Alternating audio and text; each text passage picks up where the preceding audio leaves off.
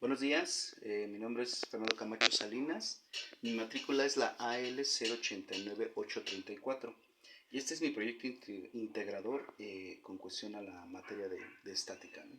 Vamos a empezar con mencionar los puntos que vamos a ver rápidamente. De entrada es cómo explicar el teorema del eje, de ejes paralelos en una situación de la vida cotidiana. ¿Cuál es el producto de la inercia? Y mencionar un ejemplo cotidiano. ¿Cómo explicas la fricción dada en las vías del ferrocarril y sus consecuencias de no ser consideradas?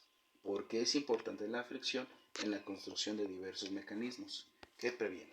En primera instancia, el teorema de ejes paralelos también se le conoce como el teorema de Steiner. Tiene como principal objetivo que se pueda rotar un objeto con respecto a varios ejes. En las tablas suele expresarse solo el momento de iniciar respecto al eje que pueda atravesar el centroide. Una de las principales ventajas que se da a este teorema es la facilidad de poder calcular cuando se necesita hacer girar un cuerpo sobre ejes y esto no pueden coincidir. No solamente es utilizada para los objetos planos, sino que también es primordial para poder construir momentos de inercia sobre los objetos tridimensionales. Uno de los casos puede ser el cilindro. Y bueno, aquí finalmente, aquí tengo desglosado como el momento de inercia, en base a la figura que nosotros tenemos aquí, cómo empieza, cómo llegar a la fórmula en base a esta integral. Finalmente llegar a la fórmula del eje, que es el momento de inercia más creo que es la distancia al cuadrado por el área. Llegas aquí a la fórmula final. Como ejemplo puse, por ejemplo, que una puerta rectangular tiene una masa de 23 kilos. Tiene las dimensiones de 1.3 de ancho por 2,10 metros de alto. Y nos pide determinar el momento de inercia de la puerta respecto al eje que pasa por los goznes, suponiendo que la puerta es delgada y uniforme. Fíjate que a partir de una tabla de momentos de inercia para una placa rectangular de masa y dimensiones A y B, el momento de inercia con respecto al eje pasa por su centro de masa. Se supondría que una puerta homogénea, una aproximación puesta en la puerta de las figuras probablemente no es que lo sea tanto. En tal caso, el centro de masa pasa por su centro geométrico. En la figura se ha dibujado un eje que pasa por el centro de la masa y que además es paralelo al eje que pasa por los gozones. Y aquí tenemos prácticamente la operación de lo que nosotros queremos aquí representar con respecto a la puerta. Y finalmente tenemos que el momento de inercia tiende a 21.4 kilos.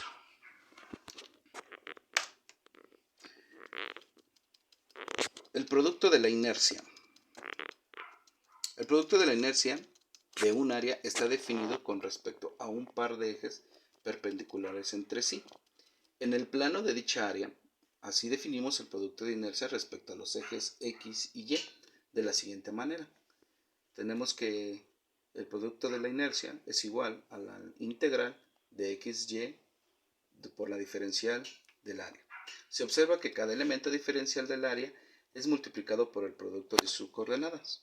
Como consecuencia, los productos de inercia pueden ser positivos, pueden ser negativos o simplemente pueden ser ceros, dependiendo de su posición con respecto a los ejes coordenados. Por ejemplo, si toda el área se encuentra en el primer cuadrante del plano cartesiano, el producto de las coordenadas será siempre positivo y por ende el producto de la inercia también resulta ser positivo.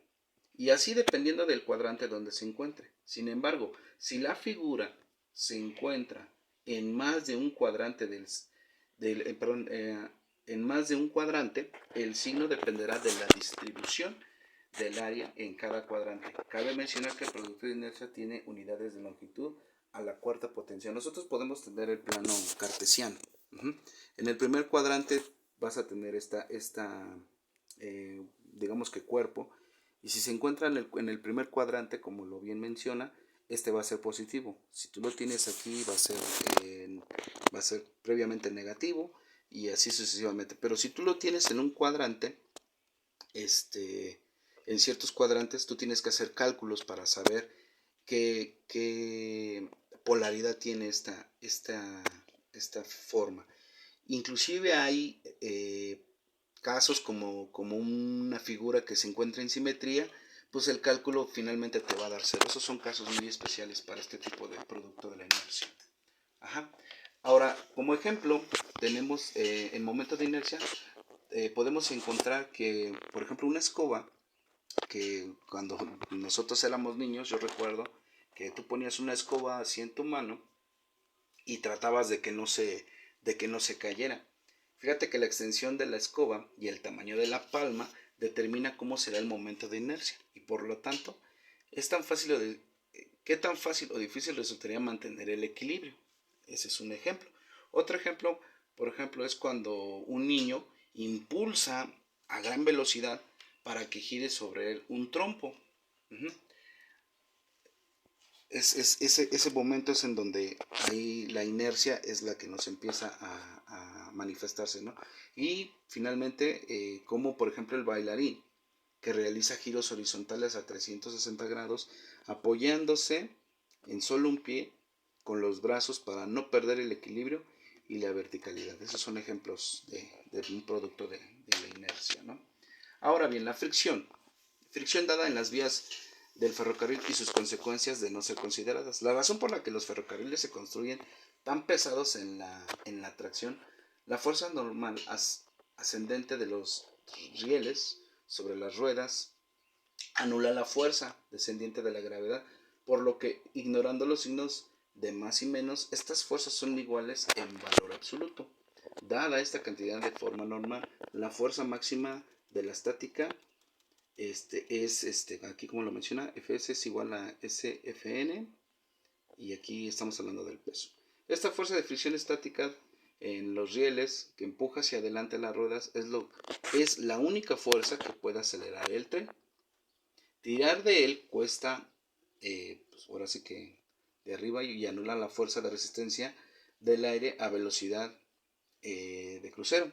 El coeficiente de fricción estática para el acero sobre el acero, que aproximadamente es un cuarto, aquí conlleva lo que ninguna locomotora puede tirar por una fuerza superior de su propio peso.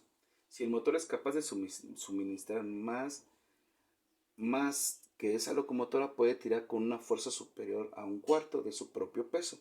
Si el motor es capaz de suministrar más de esa cantidad de fuerza, el resultado será simplemente romper la fricción estática y hacer girar las ruedas. Claro, o sea, aquí lo que se quiere decir es que la rueda, en este caso de los ferrocarriles, siempre va a romper esa resistencia que lleva entre los dos aceros. Entonces, lo que va a pasar aquí es que esa fricción que va a llevar va a hacer que tenga una velocidad este tren. Entonces, por eso es considerada la fricción aquí a la hora de que un tren esté en movimiento. ¿Y por qué es tan importante la fricción en construcciones de diversos mecanismos y que previene? La fricción en elementos mecánicos es importante. Esto derivado a que en algunas empresas este tipo de efecto ha ayudado a evitar accidentes, tanto materiales como de personas. Una de ellas es la cuña. La cuña, este pequeño pedazo de material, logra evitar el rodamiento de bobinas, por ejemplo, que es indispensable en cableadoras, por ejemplo, donde ruedan grandes bobinas con cable de cobre que es evidentemente pesado, y con el efecto de la cuña podemos detener su trayectoria evitando algunos accidentes. Aquí lo notamos, ¿no? Aquí tenemos una placa grande de aluminio en donde pues evidentemente se encuentra empotrado en una cuña. Esta cuña nos va a ayudar a que la fricción que se está ejerciendo el propio peso, la cuña lo que va a hacer es detener esa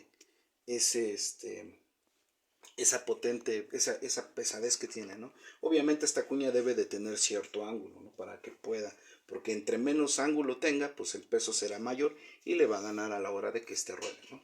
Otro ejemplo es el tornillo. Este mecanismo actúa enrollado alrededor de un cilindro, siendo de esta forma el análisis de fuerza de fricción.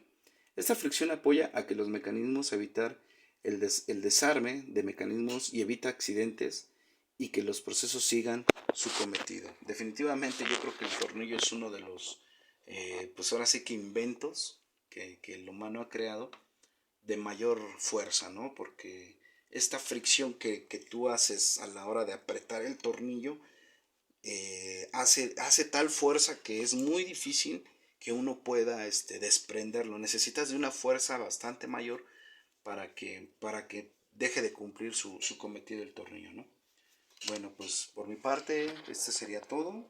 Pues ahora sí que muchas gracias y que tengan buen día.